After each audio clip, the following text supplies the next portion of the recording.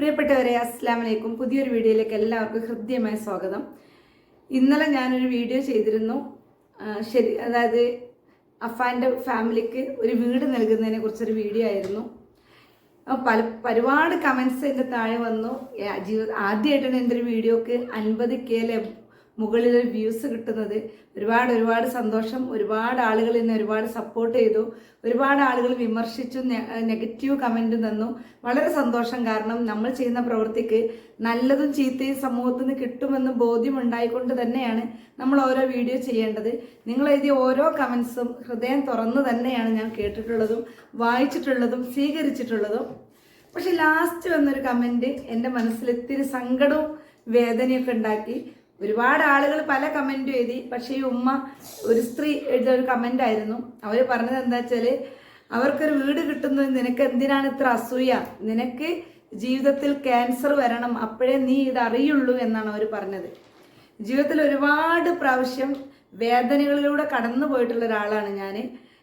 പിന്നെ ഒരുപാട് സാമ്പത്തിക ശേഷി ഉള്ളൊരു വീട്ടിലുള്ള ജീവിതമല്ല, ഒരു സാധാരണ കുടുംബമാണ് ഞാൻ. ഒരുപാട് പ്രയാസപ്പെട്ട ജീവിതത്തിൽ നിന്ന് ജീവിച്ചു വന്നൊരു വ്യക്തിയാണ്. എൻ്റെ കുട്ടിക്കാലം മുഴുവൻ ഒരുപാട് ദാരിദ്ര്യത്തിലും കഷ്ടപ്പാടിലും ഒക്കെ വളർന്നു തന്നെയാണ് ഞങ്ങളും.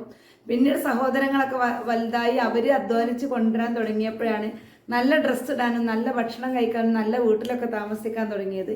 പിന്നീട് ഇങ്ങോട്ട് ഒരു ജീവിതം കിട്ടി. ആ ജീവിതം അൽഹംദുലില്ലാ അത്യാവശ്യം നമ്മളെ തെറ്റില്ലാതെ, നമ്മളെ അന്നത്തിന് മുട്ടില്ലാതെ ഇട്ടെടുക്കാൻ വാങ്ങിത്തന്ന് നമ്മൾ ചെറിയ ആവശ്യങ്ങളൊക്കെ, നമ്മൾ വലിയ സ്വപ്നങ്ങളൊന്നും അവർക്ക് നേടിത്തരാൻ പറ്റിയിട്ടെങ്കിലും നമ്മൾ ചെറിയ എല്ലാ സ്വപ്നങ്ങളും നേടിത്തന്ന് സമാധാനത്തോടെ ജീവിക്കുന്ന ഒരാളാണ് ഞാൻ.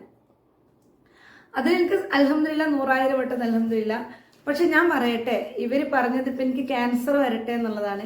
എൻ്റെ ജീവിതത്തിൽ എനിക്ക് ചെറുതും വലുതായിട്ട് 7 സർജറി കഴിഞ്ഞ് 2 ആക്സിഡൻറ്റ് സംഭവിച്ച ഒരു ശരീരമാണ് എൻ്റെത്. ഈ വേദനകളൊക്കെ ഞാൻ അതിജീവിച്ച് മുന്നോട്ട് വന്നു. അതിനുള്ളൊരു കരുത്ത് മാനസികമായിട്ട് റബ്ബ് എനിക്ക് തന്നിരുന്നു.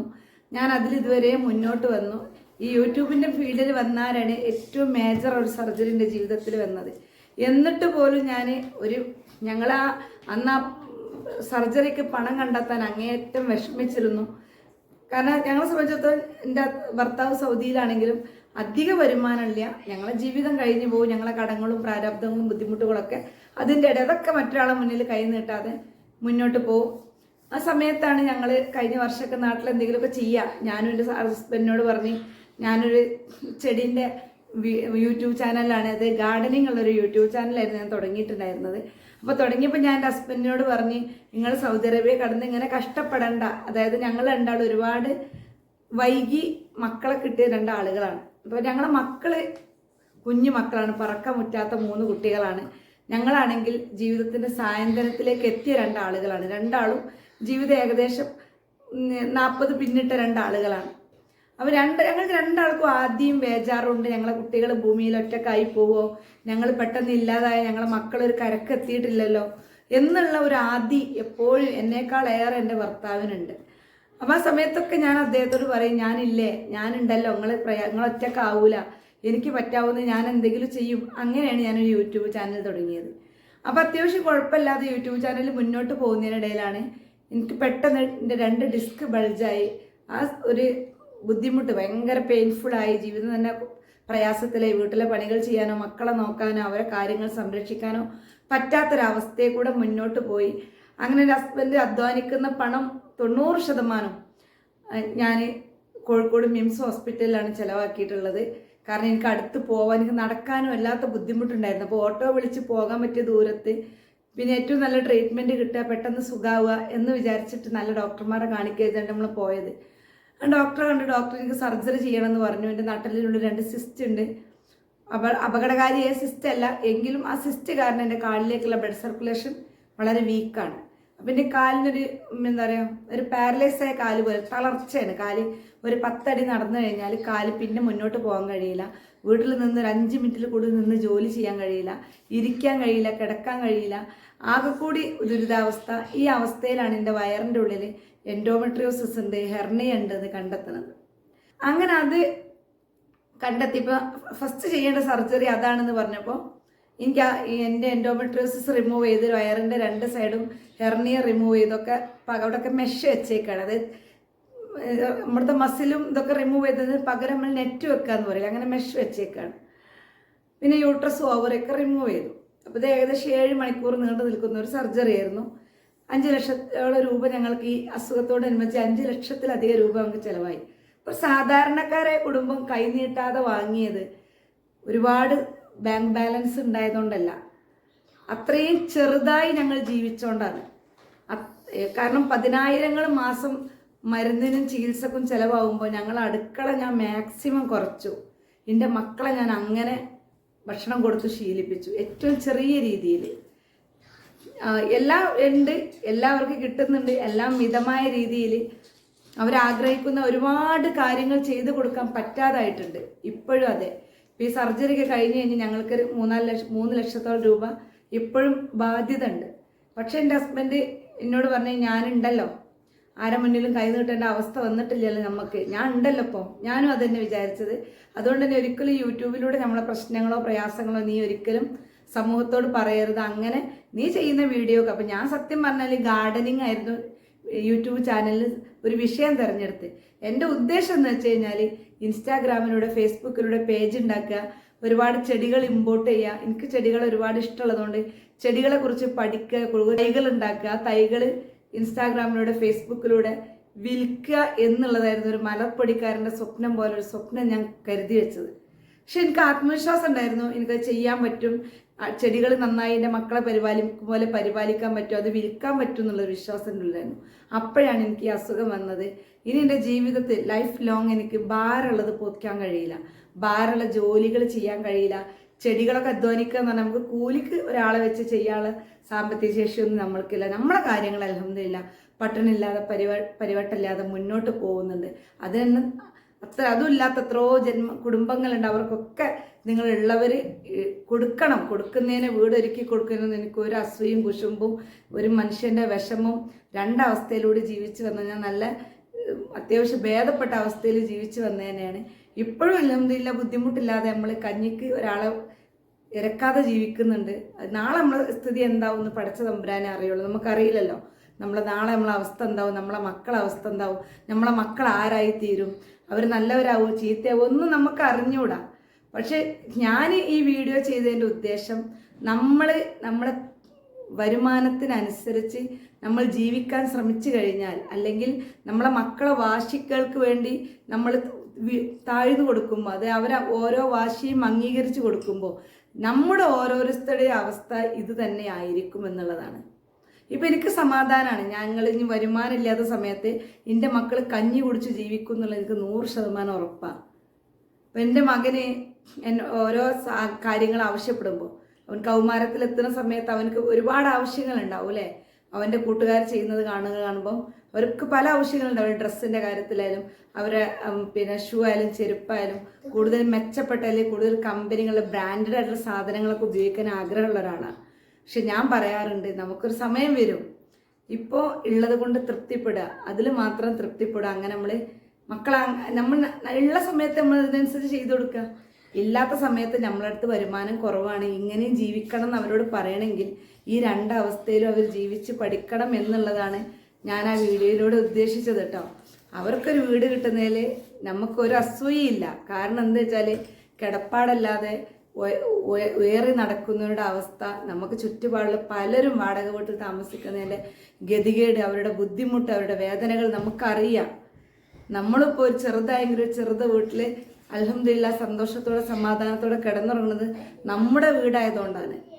പക്ഷേ ഈ സ്ത്രീയുടെ വീണ്ടും വിചാരമില്ലാത്ത ജീവിത ശൈലി കൊണ്ട്, മക്കളെ വളർത്തിയ രീതി കൊണ്ട് അവസാനം ഈ ഭാരമെല്ലാം ആ 23-കാരി ഏൽപ്പിക്കപ്പെട്ടത് കൊണ്ട് ഈ അമ്മ ഒരിക്കലും ഈ ഇത്രയും കടം വന്നതിനെ കുറിച്ച് ഈ അച്ഛൻ അറിയില്ല. ഇപ്പം ഞാൻ ഹോസ്പിറ്റലിൽ പോകുന്ന സമയത്ത് ചിലപ്പോൾ നമുക്കൊരു 20,000 30,000 നമ്മളെ അക്കൗണ്ടിലുണ്ടെങ്കിൽ നമ്മളെ ചിലവും നമ്മളെ ചികിത്സയും കൂടി ആകുമ്പോൾ ചിലപ്പോൾ ഒരു രൂപ നമുക്ക് 10-20 ദിവസം കഴിഞ്ഞ് നമ്മൾ കയ്യിൽ എടുക്കാണ്ടാവില്ല. അപ്പോൾ ചിലപ്പോൾ നമ്മൾ ആരോടെങ്കിലും വായ്പ വാങ്ങേണ്ടി വരും അല്ലേ, അടുത്ത തവണ ഹോസ്പിറ്റലിൽ പോകുമ്പോൾ. അപ്പം നമ്മൾ ആരോടത് പറയുക? നമ്മളെ ഭർത്താവിനോട് പറയാം, എനിക്ക് ഹോസ്പിറ്റലിൽ പോകണം, അല്ലെങ്കിൽ വീട്ടിൽ അരി സാധനങ്ങളില്ല, ഞാൻ ഇന്ന ആളോട് 10,000 കടം വാങ്ങുന്നുണ്ട് കേട്ടോ, എന്നാൽ ഈ വാങ്ങിക്കോ. ചിലപ്പം പറയും 5 വാങ്ങിക്കോ, അല്ലെങ്കിൽ പറയും 10 വാങ്ങിക്കോ, അല്ലെങ്കിൽ 15 വാങ്ങിക്കോ. അപ്പോൾ നമുക്ക് ധൈര്യത്തിൽ വാങ്ങാം. കാരണം ഇതിൻ്റെ ഉത്തരവാദിത്തം നമ്മുടെ ഭർത്താവ് ഏറ്റെടുത്തിട്ടുണ്ട്. ഈ ഒരു പരിപാടി ഇവർ ചെയ്തിട്ടില്ല. ഈ ലക്ഷങ്ങൾ കടണ്ടായിട്ടും ഇതെങ്ങനെ വീട്ടുമെന്നറിയാതെ ആകെ ഉയറി ജീവിക്കണ സമയത്ത് പോലും അവരെ ഭർത്താവിനെ അവരത് അറിയിക്കാൻ ശ്രമിച്ചിട്ടില്ല. ഞാൻ അതാണ് കുറ്റപ്പെടുത്തിയത്. അല്ലെങ്കിൽ അത് ആ ഒരു സ്വഭാവ രീതി കൊണ്ടാണല്ലോ ഇന്ന് ഇത്രയും കഠിനാധ്വാനിയായ ഒരു മനുഷ്യൻ ഇന്ന് ഈ സമൂഹത്തിൽ ഒന്നുമില്ലാത്ത അവസ്ഥയിലായി തീർന്നത്. എന്തല്ലേ, പണമില്ലാതെ ഇത് ഉണ്ടാക്കുക, ആരോഗ്യം ഉണ്ടെങ്കിൽ അദ്ദേഹത്തിന് ഇനിയും വീടുണ്ടാക്കുക, പണം ഉണ്ടാക്കുക, ജീവിതം തിരിച്ചു പിടിക്കുക. പക്ഷെ അദ്ദേഹത്തിന് 2 മക്കളെ അദ്ദേഹത്തിന് എങ്ങനെ കിട്ടും? ഒന്ന് ആലോചിച്ച് നോക്കൂ നിങ്ങൾ. അദ്ദേഹത്തിന് 2 കുട്ടികളുണ്ടായിരുന്നു. ഒരു കുട്ടി മണ്ണിലേക്ക് ചേർന്നു, ഒരു കുട്ടി ജയിലിലായി. ഇനി പഴയ അവസ്ഥയിലേക്ക് ആ മകൻ അദ്ദേഹത്തിന് തിരിച്ചു കിട്ടുമോ? ഒന്ന് ആലോചിച്ച് നോക്കൂ നിങ്ങൾ. ഒരു ഉമ്മയുടെ പിടിപ്പുകേട് കൊണ്ട് സംഭവിച്ചു പോയതാണ്. ഞാൻ അതാണ് ആ വീഡിയോയിൽ ഉദ്ദേശിച്ചത്. അല്ലാതെ റഹീം എന്ന വ്യക്തിക്ക് ഒരു വീട് കിട്ടുന്നതെന്നോ SKN എന്ന വ്യക്തിത്വത്തെ മോശപ്പെടുത്താനോ വേണ്ടിയിട്ടല്ല ഞാൻ ആ വീഡിയോ ചെയ്തത്. SKN അർഹതയില്ലാത്ത പാത്രത്തിലാണോ ദാനം ചെയ്തത് എന്ന് മാത്രമേ ഞാനത് ഉദ്ദേശിച്ചുള്ളൂ.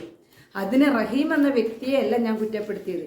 റഹീം ഒരർത്ഥത്തിൽ ഇതിന് ഉത്തരവാദിയാണ്. കാരണം തൻ്റെ വീട്ടിൽ എന്തു നടക്കുന്നു, താൻ അയക്കുന്ന പണം എങ്ങനെ ചെലവഴിക്കുന്നു, താൻ നൽകാത്തതിനപ്പുറം തൻ്റെ കുടുംബം ആർമാദിച്ച് ജീവിക്കുന്നുണ്ടോ? ഇപ്പം ഞാൻ നിരന്തരം ടൂറ് പോവുക, നല്ല നല്ല വില കൂടിയ വസ്ത്രങ്ങൾ എടുക്കുക, പുറത്തുനിന്ന് നിരന്തരം ഭക്ഷണം പുറത്തെ ഭക്ഷണം കഴിക്കുക എന്ന് വിചാരിക്കുക. എൻ്റെ ഹസ്ബൻഡിന് ഊഹിച്ചാൽ അറിയാം ഞാൻ കൊടുക്കുന്ന പൈസ ഇതിനൊന്നും തികയൂല. പിന്നെ ഇവളെങ്ങനെ അതുകൊണ്ട് ജീവിക്കുന്നു, എങ്ങനെയാണ് ഇതിനുള്ള പണം കണ്ടെത്തുന്നത് എൻ്റെ ഭർത്താവ് ചിന്തിക്കൂലേ? അത് ഇദ്ദേഹം എന്തുകൊണ്ട് ചിന്തിച്ചില്ല എന്നാണ് ഞാൻ പറഞ്ഞത്. അദ്ദേഹം പണം കൊടുത്തേക്കുമ്പോൾ 50,000 കൊടുത്തേക്കുമ്പോൾ ആ 50,000-ന് പകരം 1,00,000-നാണോ ഇവർ ജീവിക്കുന്നത് എന്നുള്ളത് അറിയാനൊരു ശ്രമം പോലും അദ്ദേഹം നടത്തിയില്ലേ? ഇത്രയും വലിയ കടങ്ങൾ ഉണ്ടായിട്ട് ഈ ഉമ്മ അദ്ദേഹത്തെ ഒരിക്കൽ പോലും അറിയിച്ചിരുന്നില്ല. ഈ ഉമ്മ അദ്ദേഹത്തെ അറിയിച്ചിരുന്നെങ്കിൽ തീർച്ചയായിട്ടും അദ്ദേഹം പറയുമായിരുന്നു, ഞാൻ നാട്ടിലേക്ക് എത്തിയിട്ട് വീട് വിറ്റ് കടം വീട്ടാൻ നിങ്ങൾ സമാധാനത്തിൽ നിൽക്കൂ, ഇപ്പം നിങ്ങൾ സമാധാനത്തിൽ നിൽക്കൂന്ന്. ഈ ഉമ്മ ഈ മകൻ ഈ കൊലപാതകം ചെയ്ത് ഇത്രയും ദിവസങ്ങളായിട്ട് കഴിഞ്ഞ ഞായറാഴ്ച വൈകുന്നേരം പോലീസുകാർ ചോദ്യം ചെയ്യുന്ന നിമിഷം വരെ ഈ ഉമ്മക്ക് സ്വയം അപകടം പറ്റിയെന്നാണ് പറഞ്ഞത്. അപ്പോഴും ഇവർ അവരെ മകനെ സംരക്ഷിക്കാൻ ശ്രമിക്കുകയാണ്. ഒരു കുഞ്ഞു മകൻ അവർക്ക് നഷ്ടപ്പെട്ടു. ആ സമയത്ത് അപ്പോൾ അവർ ആഗ്രഹിക്കുന്നത് എനിക്ക് തൻ്റെ മൂത്ത മകനെ തിരിച്ചു കിട്ടണം എന്നുള്ളതാണ്. ഇന്ന് ഇത്രയും വലിയൊരു അപകടകാരിയായ മകനെ എങ്ങനെയെങ്കിലും ചികിത്സിച്ച് അതിന് തക്കതായ ശിക്ഷ കൊടുത്ത് സാധാരണ ജീവിതത്തിലേക്ക് മടക്കി കൊണ്ടുവരണമെങ്കിൽ ഈ ഉമ്മ ഹൃദയം തുറന്ന് സംസാരിക്കണ്ടേ? അത് മാത്രമാണ് ഞാൻ അതിൽ ഉദ്ദേശിച്ചത്. അല്ലാതെ ആ കുടുംബം എന്നല്ല, ഒരു കുടുംബം വഴിയാധാരാവരുത്. ആയിരക്കണക്കിന് മനുഷ്യരുണ്ട് വീടില്ലാത്തത്. എത്ര നമുക്ക് കൊടുക്കാൻ പറ്റുന്നില്ല. ആരെങ്കിലും കൊടുക്കുക കാണുമ്പോൾ നമുക്ക് സന്തോഷമേ ഉള്ളൂ. എനിക്കൊരിക്കലും അതിന് അസൂയ, കുശുമ്പോ, ദേഷ്യമോ ഒന്നുമില്ല. വേദനകൾ അറിഞ്ഞ് വളർന്നു തന്നെയാണ് ഞാൻ. പിന്നെ ഈ ഉമ്മ പറഞ്ഞപ്പോൾ എനിക്ക് ഭയങ്കര സങ്കടം തോന്നി. കാരണം ജീവിതത്തിൽ ഞാൻ എന്താ പറയുക, വേദന സംഹാരി കഴിച്ചു കൂട്ടിയതിന് ഒരു പരിധിയില്ല. അത്രമാത്രം വേദന സംഹാരികൾ കഴിച്ച് ജീവിതത്തിൽ ഒരുപാട് കാലം വേദനകളോട് മല്ലിട്ട് എൻ്റെ ഈ പറക്കം മുറ്റാത്ത 3 മക്കളെ വളർത്തി വലുതാക്കണം. അവരെ എന്താ പറയുക, അവരെ കാര്യങ്ങൾ ചെയ്യുന്നത് വരെ അവരെ കൂടെ ഉണ്ടാവണം എന്നുള്ളൊരുക്കി എന്നും ഞാൻ പഠിച്ചവനോട് പ്രാർത്ഥിക്കുന്നുണ്ട്. മക്കളെ അനാഥത്വത്തിലേക്ക് വലിച്ചിട്ടിട്ട് മരിച്ചു പോകാനുള്ള പേടിയോണ്ടാണ്. കാരണം ഭൂമിയിൽ നടക്കുന്ന അത്തരം വാർത്തകളാണല്ലോ. അപ്പം ഈ ചില സമയത്തെങ്കിലും ഞാൻ വിചാരിക്കാറുണ്ട്, വൈകിയ വേളയിൽ മക്കളൊന്നും വേണ്ടെന്ന് വിചാരിച്ചാൽ മതിയായിരുന്നു. കാരണം അവരുടെ പല ആവശ്യങ്ങളും അവരെ പല ചെറിയ ചെറിയ സ്വപ്നങ്ങളും നേടിക്കൊടുക്കാൻ പറ്റാത്തപ്പോൾ സങ്കടം തോന്നാറുണ്ട്. അപ്പോൾ ഒരിക്കലും അവർക്കൊരു വീട് കിട്ടുന്നതിനെ പറ്റി എനിക്കൊരു വിഷമമില്ല. പക്ഷേ ഈ കേസൊന്ന് വാലും തുമ്പ് ആയി മനുഷ്യൻ്റെ മനസ്സൊന്ന് അതിനോട് പൊരുത്തപ്പെടുന്നതിന് മുമ്പ് SKN അവർക്കൊരു വീട് വെച്ചു കൊടുക്കുക എന്ന് പറയുമ്പോൾ ആളുകൾക്കിടയിൽ അതെന്തായാലും ഒരു SKNൻ്റെ ആ വീഡിയോൻ്റെ താഴെ അത്രമാത്രം വെറുപ്പ് ഉൾക്കൊള്ളുന്ന കമൻസ് ഉണ്ട്. അത്രമാത്രം കമൻസ് ഉണ്ട്. എൻ്റെ വീഡിയോൻ്റെ താഴെയും എന്നെ അനുകൂലിച്ചും പ്രതികൂലിച്ചും ഒരുപാട് ആളുകൾ വന്നതിൽ എനിക്ക് സന്തോഷമേ ഉള്ളൂ. കാരണം ഞാനിടുന്ന വീഡിയോക്ക് എല്ലാവരും പോസിറ്റീവ് കമൻറ്റ് ചെയ്യണം, എല്ലാവരും എന്നെക്കുറിച്ച് നല്ലത് മാത്രം പറയണം, എന്നൊന്നും എനിക്ക് ഒന്നൊന്നും ഒരു താല്പര്യം എൻ്റെ ഉള്ളിലില്ല. നമുക്ക് നല്ലതായാലും ചീത്തയായാലും കമൻറ്റ് ബോക്സിൽ കാണുന്ന സമയത്ത് സ്വയം തിരുത്താനും മാറാനും മനസ്സിലാക്കാനൊക്കെ പറ്റും. മൂന്നാമതൊരാൾ നമ്മളെ വിമർശിക്കണ സമയത്തിൽ, രണ്ടാമതൊരാൾ നമ്മളോട് പറയുന്ന സമയത്താണ് പലപ്പോഴും നമ്മളെ തെറ്റുകൾ തിരുത്തപ്പെടുക.